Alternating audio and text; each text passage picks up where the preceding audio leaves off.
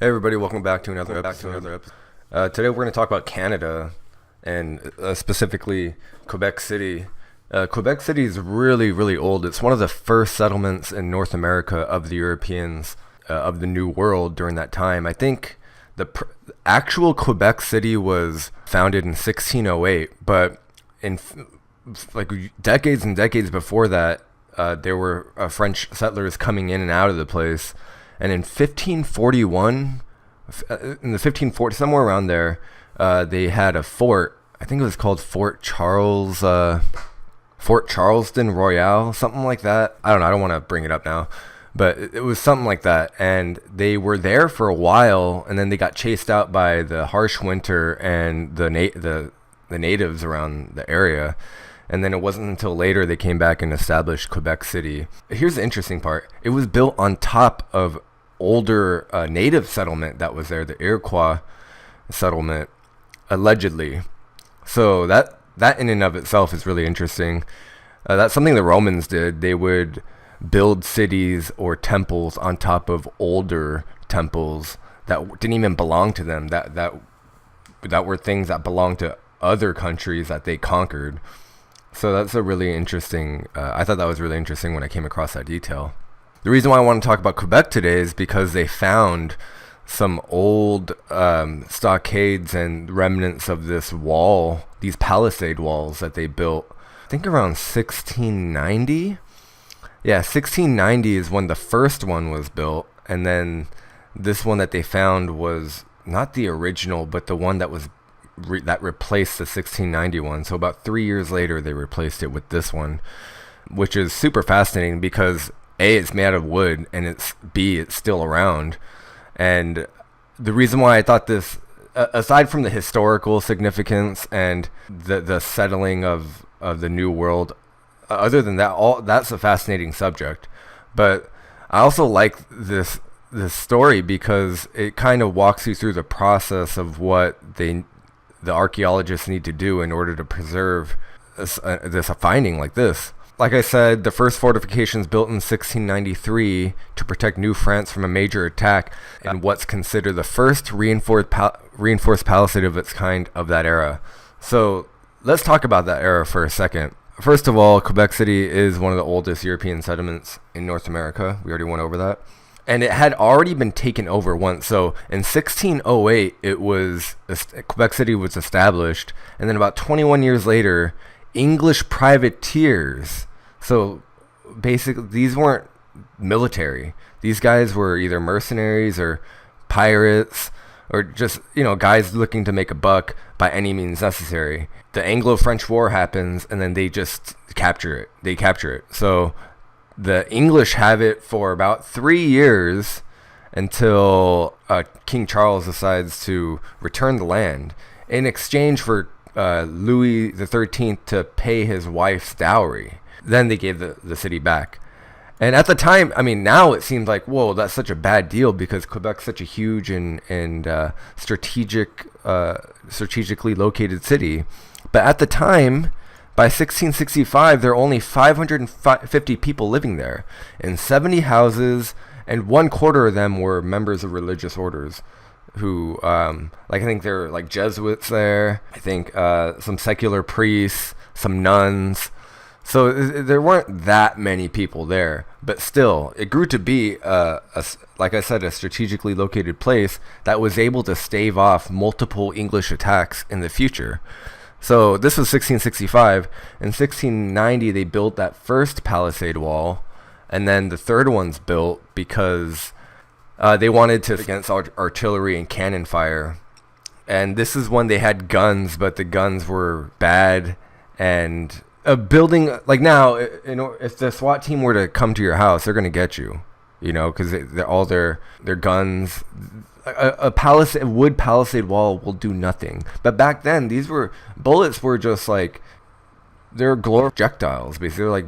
Like cannons were just big, not rocks, but big metallic bolt. Like, you guys know what a cannonball is. And then in their muskets and stuff didn't really. What I'm trying to say is they couldn't penetrate reliably wood because at a certain distance it's not accurate. So they built this giant wall to kind of successfully stave off these volleys. How they found the Palisade wall is pretty interesting. So again, there's a building, right? It always starts with some sort of construction or some building, and in this case there was an archaeological firm that was in charge of overseeing the renovation of this building. So lo and behold, a worker finds a small piece of wood sticking out of black sand. Now, why is that important? Is because they don't find wood that deep in the soil. So they dig deeper, they halt everything, and then they excavate this structure that's 20 meters in length. I think there's a picture right here. Yeah, this is part of it. So this thing's 20 meters long, and it's in mud. Actually, by the way, the Palisade is called the Rampart Palisade de Becourt, named after the guy Becourt who designed it. And this was talked about in history books, but there was no proof of it. There was only written documentation of it, but there was no remnants of it until now. So it's really interesting that stuff turns up hundreds of years after the fact. And then eventually these Palisade walls were, like about 50 years later, they were replaced with stone walls, stone fortifications that are still around. And I think they're like a UNESCO heritage site now, those old stone walls. But anyway, these walls predate those. And here's another good shot of the excavation process. And you can see all this mud, this clay, this humid atmosphere is what kept this wood going. It preserved it. So for 300 years, it's just been sitting there. And who knows how much longer it could have held out before it completely deteriorated. So the head archaeologist, Pintal, he's saying that it took 500 people to build a wooden structure. And in its heyday, it stood 4 meters high, and it was in a trench filled with sand, which makes sense as to why it survived and it got buried, is because they dug a trench and then to sort of as the foundation of it, and then they just stuck a 4 meter high wall essentially, which helped. I mean, it seems flimsy now, but at the time it helped. So the wood would have disintegrated over the 300 or so years, but it was buried in clay and water. And here's a map of the fortification. So this gray wall here, this is the Palisade. This is the Palisade right here. And this dates to 1693, this wall right here. And I think this is the one earlier, the 1691. I can't be sure, but one of these is the wall. And then, so why did they build the wall? Well, remember that they were in this siege with the English and a bunch of other countries. They tried to take over the colony of less than 1,000 people in 1690. So they demanded he surrender. This is like a famous story. The British demand that the Governor General Louis Frontenac surrender, and then he says, my only reply will be from the mouth of my cannons. And then he was right, they destroyed him. And then after that, they're like, okay, let's upgrade the wall. So they upgraded the wall to the one that they found, and then 50 years later they upgraded the wall again to stone. And they recognized that they did have good geographical position, but they didn't really have the numbers or the artillery to protect themselves for long. And in 1745, I think there was a 7 Years' War. Eventually, in the 1700s, they came back, and then by then they had the stone fortifications, and they were able to defend for a bit until I think they did get taken over again, and then they got it back.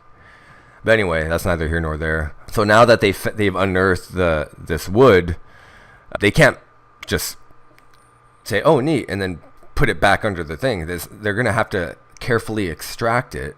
And remember, this thing's been damp for the better part of 300 years. So they've got to take very, very careful measures to take it out of the site and put it through a process before they can even display it. What they're going to do is, first, they have to extract the artifacts as quickly as possible, because now winter is coming. And once the temperatures plummet, the entire site is going to be jeopardized. So, A, they got to extract it as quickly as possible. And then B, once they bring it indoors carefully, Because if you grab it too, remember this is damp. If you grab it too hard, it's gonna just crumble in your hands. So they need to dry it out over a 2-year period. 2 years. So they just got to let it sit out in the sun or something for 2 years before they can even think about approaching it again.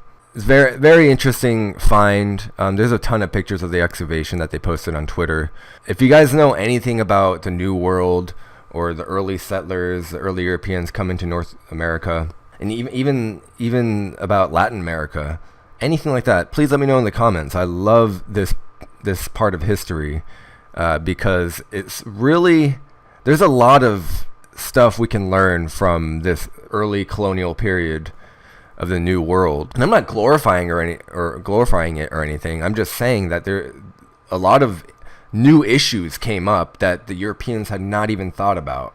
I think the way that they reacted, and then how the politics played out, and all the backstabbing, and all the enterprise, the people who, like, it brought together a bunch of weird mix of people that under feudal Europe wasn't really a thing. So one example is the privateers I was talking about. These, not really capitalistic, but these guys looking to make a buck either from stealing from people, being mercenaries, or literally trying to become fur trappers and live off the land and trade skins, all that stuff. These entrepreneurial people came together, and it's just an interesting story how they, like, all the obstacles they came across, from the natives to other people trying to sabotage them, to other countries trying to come over and take over their land and stake their claim in the New World. So, and then all the disease.